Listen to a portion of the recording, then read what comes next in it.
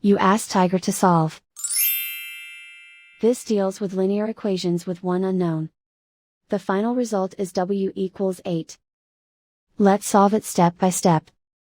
Group all constants on the right side of the equation. Add 4 to both sides.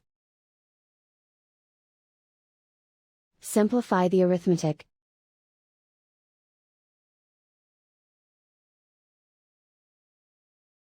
Isolate the w.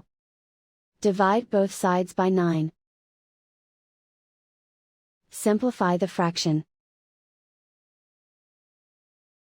Find the greatest common factor of the numerator and denominator. Factor out and cancel the greatest common factor. And so the final result is w equals 8.